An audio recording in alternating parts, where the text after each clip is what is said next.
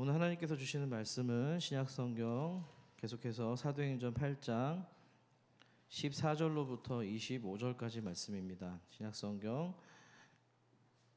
사도행전 8장 14절로부터 25절까지 말씀입니다. 제가 가진 성경으로는 200면에 있습니다. 한 절씩 교독하신 후에 마지막 절을 같이 합독하도록 하겠습니다. 14절입니다. 예루살렘에 있는 사도들이 사마리아도 하나님의 말씀을 받았다 함을 듣고 베드로와 요한을 보내매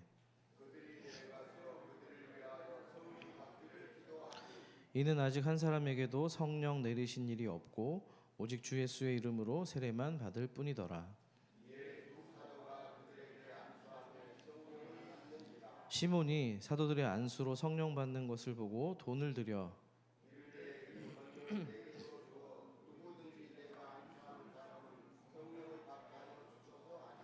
베드로가 이르되 내가 하나님의 선물을 돈 주고 살 줄로 생각하였으니 내 은과 내가 함께 망할지어다.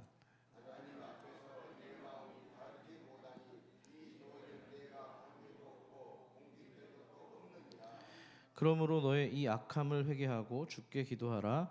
혹 마음에 품은 것을 사하여 주시리라.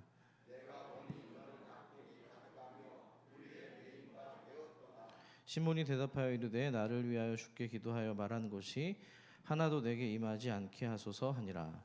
두 사도가 주의 말씀을 증언하여 말한 후 예루살렘으로 돌아갈새 사마리아인의 여러 마을에서 복음을 전하니라.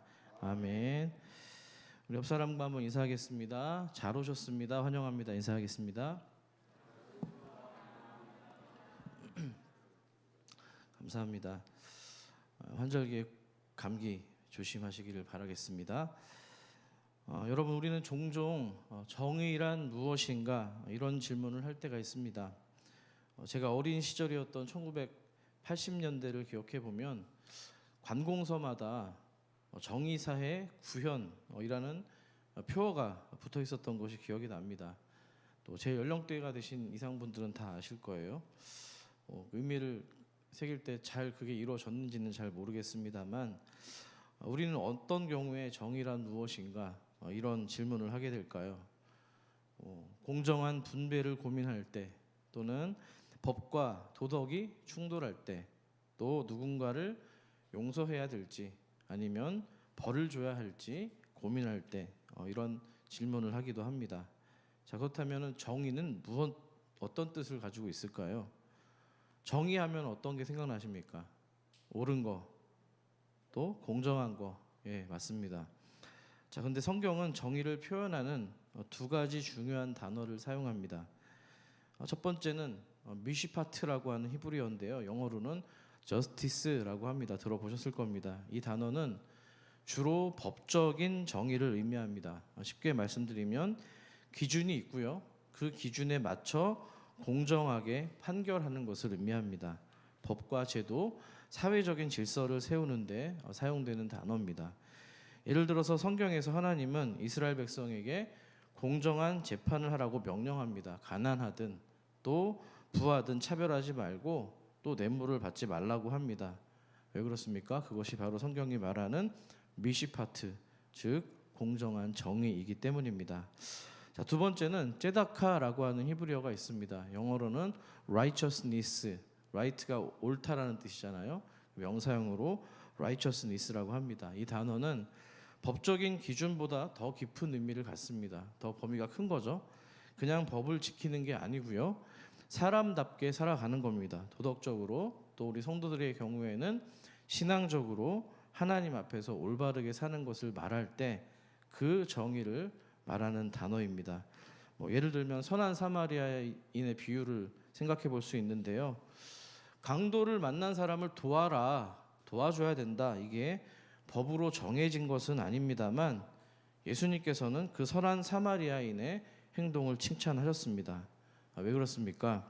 하나님의 마음에 합하게 의롭게 행했기 때문입니다. 예, 그렇죠. 이것을 체다카라고 합니다. 하나님의 의로움, 히브리어로 제다카라고 하는데요. 자, 그렇다면 이런 정의를 왜곡했을 경우에는 무슨 일이 생길까요? 유명한 이 하버드 대학교의 마이클 샌델 교수라는 사람이 있는데요. 그가 이런 말을 했습니다. 돈과 권력이 모든 것을 지배하면 정의까지도 가격이 매겨진다라는 겁니다. 자, 여러분, 정의가 왜곡되면 그럼 어떤 일이 벌어지게 될까요? 돈이 많으면은 법을 피해갈 수가 있게 되고요. 권력이 있으면 불공정한 판결도 정당화시킬 수가 있습니다. 결국 힘 있는 사람만 유리한 세상이 되어버리는 건데요. 방금 말씀드린 이 마이클 샌델 교수가 자신의 저서였던 정의란 무엇인가, 한 10여 년 전쯤에 굉장히 유명했던 베스트셀러인데요. 돈으로 살 수 있는 것들의 목록을 나열하고 있습니다. 한 3가지만 말씀을 드리면, 미국의 애리조나에 있는 일부 교도소에서는 수감자가, 이제 감옥에 갇힌 분들이죠, 하루에 $90를 내기만 하면 더 좋은 감방에서 생활을 할 수가 있다고 합니다. 자, 이거는 법 앞에 평등이 무너진 경우입니다. 자, 또 두 번째로는 영국의 공공의료 시스템에서 진료 시간이, 또 대기 시간이 굉장히 길어질 경우에는 추가 요금을 내면 더 빨리 진료를 받을 수 있다고 합니다. 자, 의료 서비스는 돈이 아니라 필요에 따라서 제공되어야 되는 서비스인데 마찬가지로 정의가 왜곡이 된 겁니다. 자, 그리고 미국에서는 또 돈을 주면, 기업들입니다. 기업들이 돈을 주면 탄소 배출을 할 수 있는 탄소 배출권 거래라는 것이 있다고 합니다. 그러니까 환경 보호라는 정의의 원칙을 무너뜨리고요. 기업들이 오염을 지속할 수 있는 결과를 낳았다는 겁니다. 자, 그러니까 오늘날 우리가 살아가는 시대가 얼마나 이 돈에 의해서 가치 평가에 길들여져 있는지 생각해 보게 되는 장면입니다. 돈으로 그 가치가 측정되는 순간에 그 가치에 균열과 타락이 생겨난다는 겁니다. 자, 오늘 본문의 이야기도 마찬가지입니다.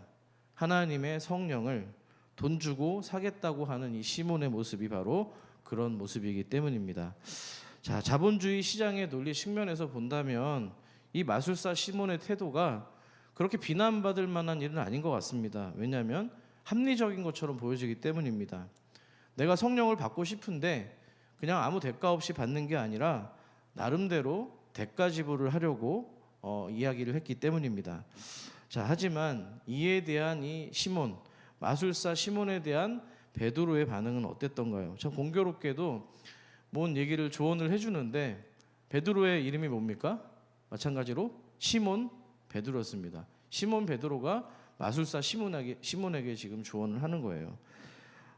베드로의 반응은 가혹하다 싶으리만큼 굉장히 단호하고 냉정한 태도를 보여줍니다. 우리 본문 20절 말씀을 함께 읽어보겠습니다. 시작. 베드로가 이르되 내가 하나님의 선물을 돈 주고 살 줄로 생각하였으니 내 은과 내가 함께 망할지어다. 아멘. 자, 어떻습니까? 사도 베드로가 지금 시몬 마술사에게 저주를 퍼부은 겁니다. 그 정도로 지금 시몬이 생각하고 있는 자체가 굉장히 악하다는 거예요. 자, 그 얘기가 이어지는 22절에서 이야기되고 있는데요. 22절도 같이 한번 읽어볼까요? 시작. 그러므로 너의 이 악함을 회개하고 주께 기도하라. 혹 마음에 품은 것을 사하여 주시리라. 아멘.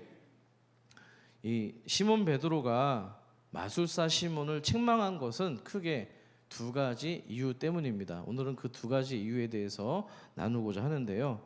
첫 번째 중요한 문제는요, 이 마술사 시몬이 성령님이 하나님이라는 걸 제대로 몰랐던 것 같아요.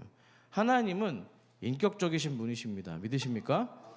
자, 인격을 가졌다는 거는요, 하나님이 당신의 자유로운 주권을 가지고서 어떤 것도 하실 수 있다라는 얘기예요.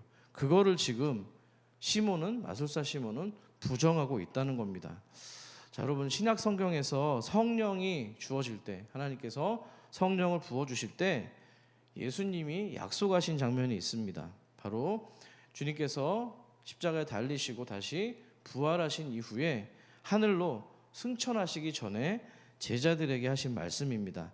우리 사도행전 1장 4절을 여러분이 한번 읽어주시길 바랍니다. 시작.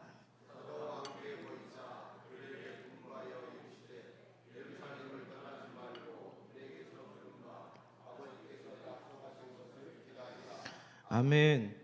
네, 부활하시고 승천하실 때 제자들에게 뭐라고 그러셨어요? 성령을 부어 줄 텐데 예루살렘을 떠나지 마라. 그리고 뭐라고요? 아버지께서 약속하신 것을 기다리라고 강조하셨습니다.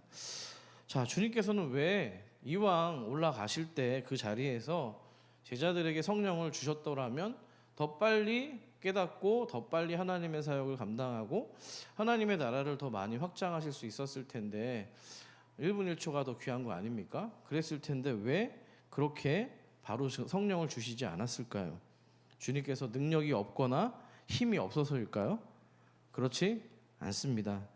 바로 뭐 한 세 가지 정도만 예를 들면 하나님이 정한 카이로스의 시간에 이루어지기 위함입니다. 아멘이십니까? 카이로스 말씀드렸잖아요.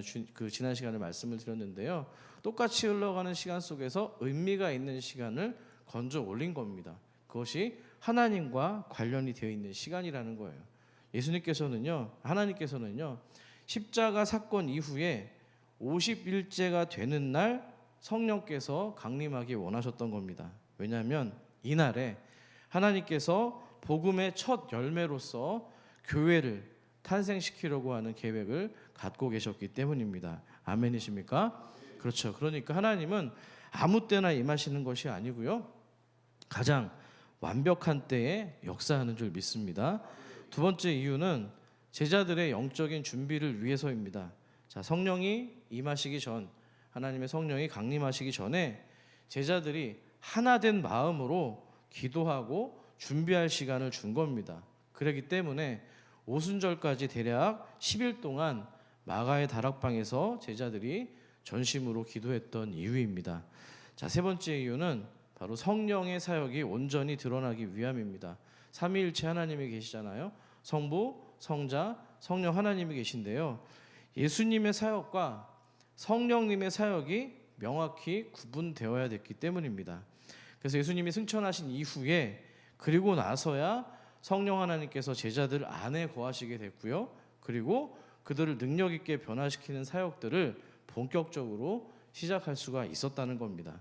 바로 이런 세 가지 대략 살펴본 어떤 이유들을 통해서 또 바로 주시지 않았던 이유입니다. 그러니까 어떤 기다리는 순종의 과정이 필요했던 거예요. 여러분, 기다림은요, 인격과 인격 사이에서 나오는 태도인 줄 믿습니다. 믿으십니까? 성령님이 인격이 있으시다고 했잖아요. 성령님은 말 그대로 하나님이신데요. 당신의 자유로운 뜻과 계획을 가지고서 움직이시는 분이라는 겁니다. 자, 그러니까 그 하나님을 기다린다는 얘기는 그분을 존경한다는 얘기고요. 하나님을 하나님의 있는 그대로 받아들인다는 태도입니다. 그렇기 때문에 하나님을 내 마음대로 하지 않겠다. 나는 하나님의 자유로운 의지와 결정을 존중하겠다.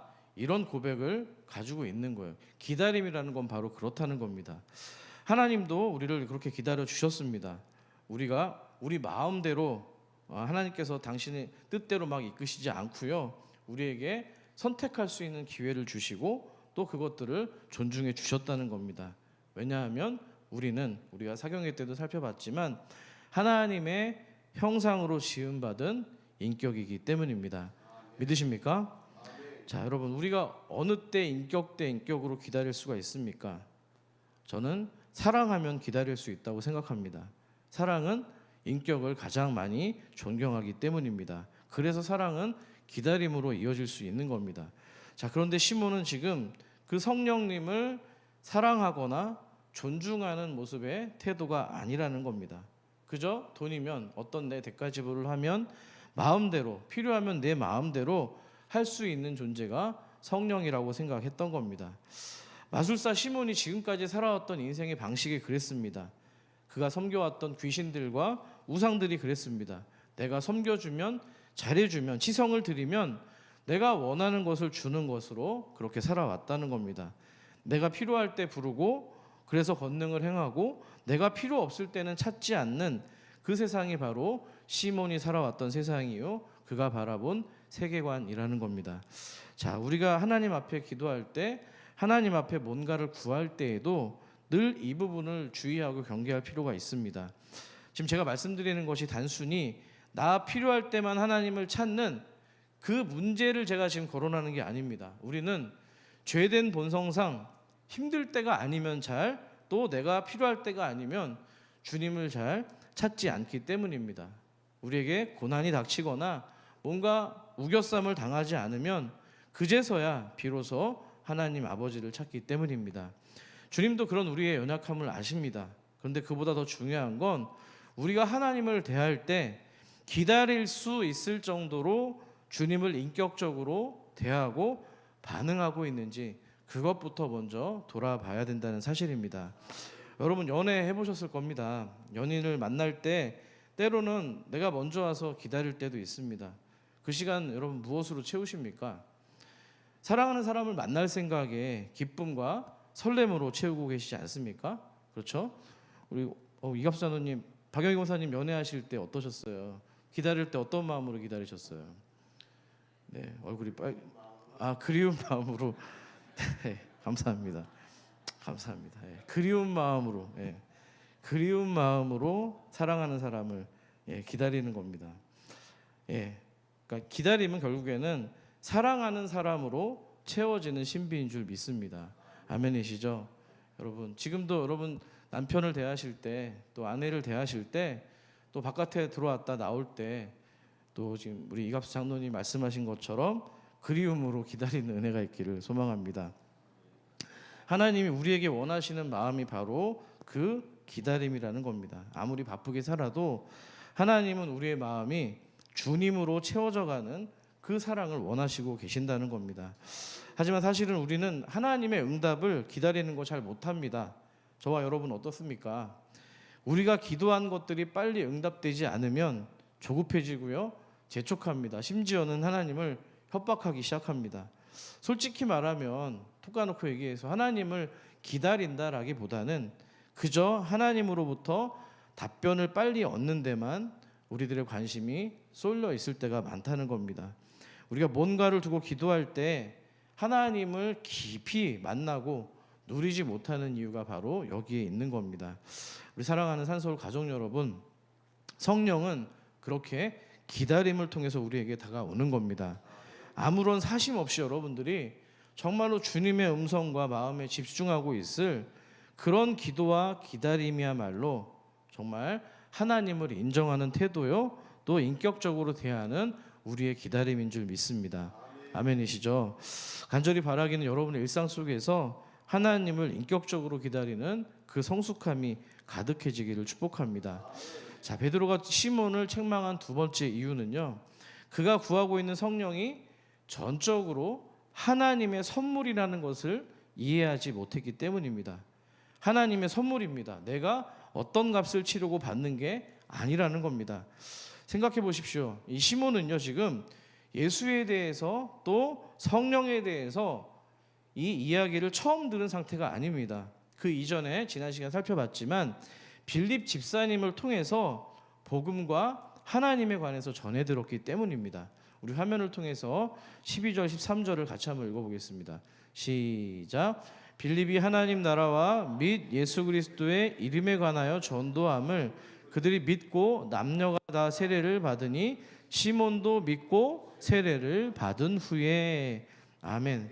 분명히 빌립 집사가 하나님 나라의 복음을 전했습니다. 예수 그리스도에 대해서 전했어요. 세례를 받았습니다. 자, 시몬도 다른 사람들과 같이 복음을 들었고요, 믿었고요, 세례를 받은 상태인 겁니다. 하지만 그럼에도 불구하고 이 시몬은 성령의 이 권능이 말 그대로 은혜인 것을 모르는 것 같습니다. 예수의 희생을 통해서 선물로 받는 것임을 전혀 깨닫지 못한 상태였다는 겁니다. 앞서 빌립 집사는 분명히 시몬에게 예수 십자가의 그 대속적 죽음을 설명했습니다. 구원을 위해서 인간의 편에서는 아무것도 할 것이 없다. 오직 하나님 당신의 주권적인 의지와 하나님의 선물임을 분명히 정했을 것입니다.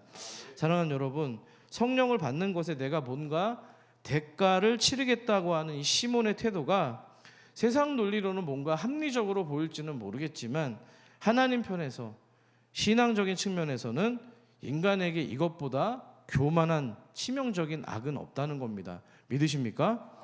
진짜 이게 잘못됐다는 거예요. 앞서도 말씀드렸습니다만 마술의 세계, 주술의 세계, 우상의 세계는요 원래 그런 겁니다. 내 힘으로 뭔가를 애써야 되고요.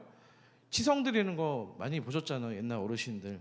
내가 드린 만큼 정성을 다한 만큼 되돌려 받기를 원하는 거, 그것이 바로 마술사 시몬이 살아온 방식이고요. 현대를 살아가는 세상 사람들의 셈법이라는 겁니다. 자, 하지만 구원은, 성령님은, 은사는, 예수는 그저 하나님의 선물일 따름이죠. 돈이든 뭐든 어떤 대가를 치러서 구매하는 그런 대상이 아니라는 겁니다. 믿으십니까? 제가 좀 전에 구원과 성령, 은사는 하나님의 선물이라고 말씀드렸습니다. 자, 그런데 우리는 이 선물이라는 단어도 조금 신중하게 살펴볼 필요가 있습니다. 이 신앙적인 측면에서 이 선물이라는 말이 세상이 주고받는 이 선물이라는 말과 좀 더 다른 해석을 가져야 되기 때문입니다. 여러분들이 누군가에게 선물을 주실 때요, 그냥 아무 이유 없이 주시던가요? 생일, 결혼, 졸업, 또 승진, 뭔가 특별한 날이거나 혹은 부모나 자식, 또 선생님, 또 교육자와 성도, 뭔가 관계의 깊이에 따라서 선물을 준다는 겁니다.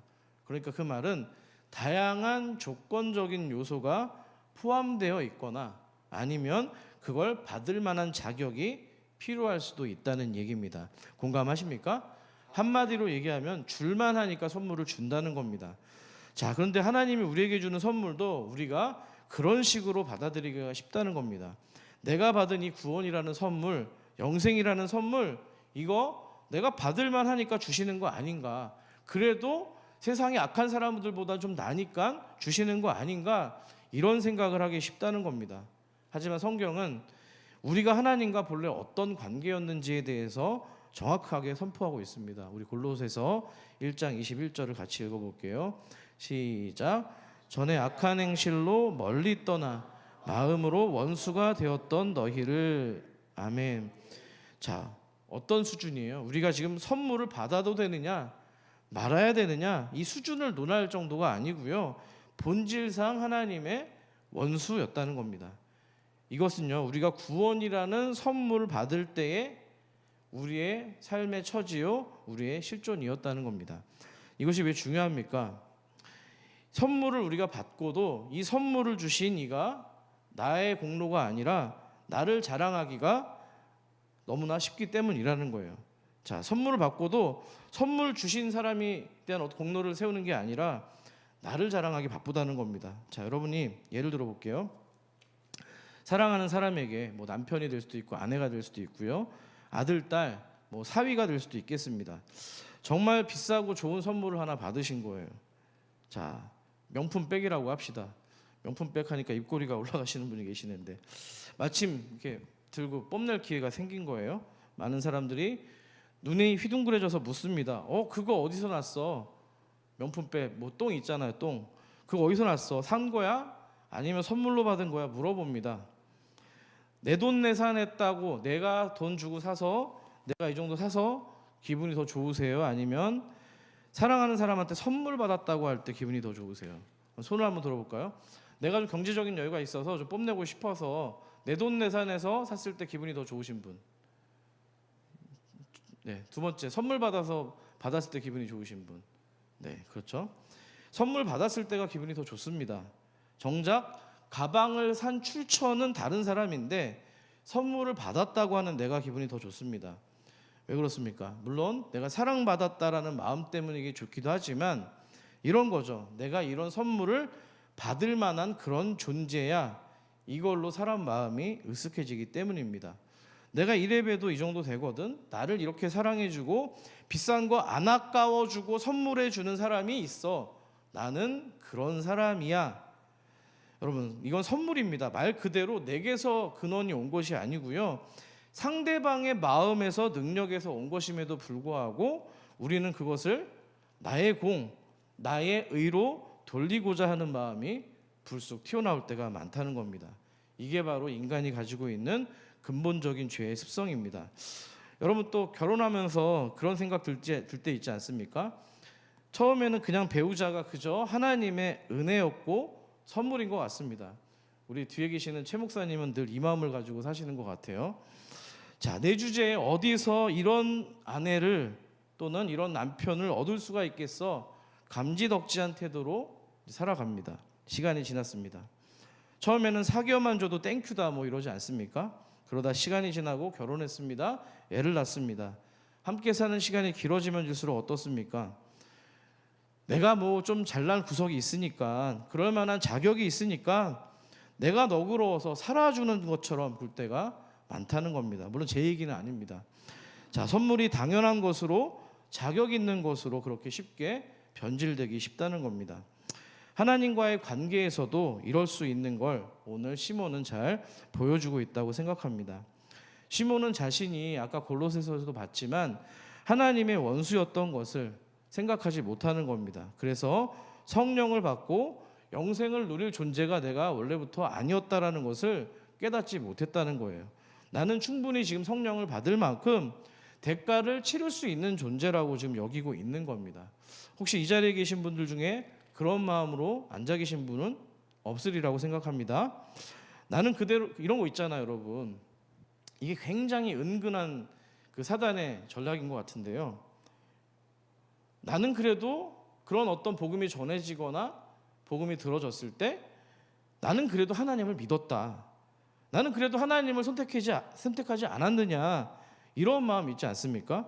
저 사람들은 믿으라고 복음을 전하고 강냉이를 갖다 주고 뭔가 얘기를 해도 예수를 믿으라고 해도 안 믿었는데 나는 믿기라도 했다. 그러니 하나님이 선물을 주시는 게 당연하다. 이런 마음이 은근히 생길 수 있다는 겁니다. 자, 그러나 우리는 이 믿음이라는 말도 주의해야 됩니다. 여러분 중에서 누가 믿고 싶어서 믿어야지 해서 믿게 된 사람이 있으십니까? 그래서 믿음이 신비인 이유입니다. 믿는 거는 안 돼요. 믿는 건 여러분 각자 한 사람 한 사람인데요. 웃긴 게 내 의지만으로 믿어지지 않는다는 겁니다. 아멘이십니까? 하나님의 은혜를 통해서 믿게 되었다는 거예요. 자, 이거에 대해서 사도 바울은 정확하게 에베소서 말씀을 통해서 증거하고 있는데요. 우리 2장 8절 9절을 함께 읽겠습니다. 시작. 너희는 그 은혜에 의하여 믿음으로 말미암아 구원을 받았으니 이것은 너희에게서 난 것이 아니요 하나님의 선물이라. 행위에서 난 것이 아니니 이는 누구든지 자랑하지 못하게 함이라. 아멘. 하나님은 결단코 인간 자신에게 공로가 돌아가지 않도록 이 믿음이라고 하는 정말 신비로운 방법을 통해서 선물이 하나님의 선물되도록 하셨다는 겁니다. 아멘이시죠? 자, 그러니까 여러분 평소에 하나님 말씀을 깨닫는 것도, 감동을 받는 것도, 내가 말씀대로 순종하며 살아가는 것도 여러분 자신의 의로움과 자랑이 되지 않도록 조심하시기를 바랍니다. 그래서 은혜로 시작했다면 은혜로 마치는 것, 그것이 바로 하나님의 구원인 줄 믿습니다. 여러분 또 한편으로는 여러분이 자신보다 훨씬 나쁘고 악한 사람들이 주변에 있을 수 있습니다. 그들을 바라볼 때 또 은근히 이런 마음이 들어옵니다. 내가 그래도 저들보다는 좀 낫지. 나는 최소한 저렇지는 않아. 도대체 세상 사람들은 왜 저러는 거야? 왜 이렇게 악하냐고 삿대질하면서 스스로를 높이지 않으시기를 바랍니다. 왜냐하면 그 모습이 누구의 모습이에요? 예수님께서 이 땅에 오셨을 때 가장 경멸하셨던 바로 바리새인들의 모습이었기 때문입니다. 그들이 어떻게 뻐겼던가요? 제가 읽어드리죠. 누가복음 18장 11절입니다. 바리새인은 서서 따로 기도하며 이르되 하나님이여 나는 다른 사람들 곧 토색, 불의, 간음하는 자들과 같지 아니하고 이 세리와도 같지 아니함을 감사하나이다. 아멘. 바로 이 모습이 은근히 우리가 타인들을 비교하면서 비슷한 감정을 가질 수 있다는 겁니다. 조심해야 될 빈틈이라고 생각합니다. 사랑하는 우리 산서울 가족 여러분, 사도 바울은 오늘 로마서에서 다음과 같이 선포합니다. 4장 3절을 마지막으로 함께 읽겠습니다. 시작. 성경이 무엇을 말하느냐? 아브라함이 하나님을 믿음에 그것이 그에게 의로 여겨진 바 되었느니라. 아멘. 여러분, 우리가 의로운 존재라고 하는 것은 의로워서 의로운 존재가 된 것이 아니고요, 이 믿음을 통해서, 이 믿음도 하나님이 주신 선물이라고 했잖아요. 그러니까 여겨주시는 은혜인 겁니다. 한번 따라해 볼게요. 여겨주시는 은혜. 이 말씀 앞에 겸손해지시기를 소망합니다. 성도는요, 하나님께서 구별된다고 여겨주실 뿐이지 세상과 우리가 구별된 존재가 아니라는 겁니다. 믿음 하나만 구별되는데 이 역시도 사실은 하나님의 선물이었다는 겁니다. 여러분, 말씀 정리합니다. 성도의 시작이, 그 존재의 시작이 예수 그리스도였다면 인생이 끝마치는 그 지점 역시도 예수 그리스도여야 될 줄 믿습니다. 오늘 시몬은 그의 시작이 또 이 빌립 집사를 통해서 믿음으로 시작은 했습니다. 외관상. 하지만 그 끝이 예수로 끝나지 않았다는 겁니다. 간절히 바라기는 여러분의 시작과 끝, 그리고 여러분의 자랑이 예수로 시작해서 예수로 마치는 복된 인생이 되기를 간절히 소망합니다. 그것이 바로 우리가 하나님을 있는 그대로 존중하고 또 기다릴 수 있는 인격적인 사랑인 줄 믿습니다. 오늘 말씀 생각하시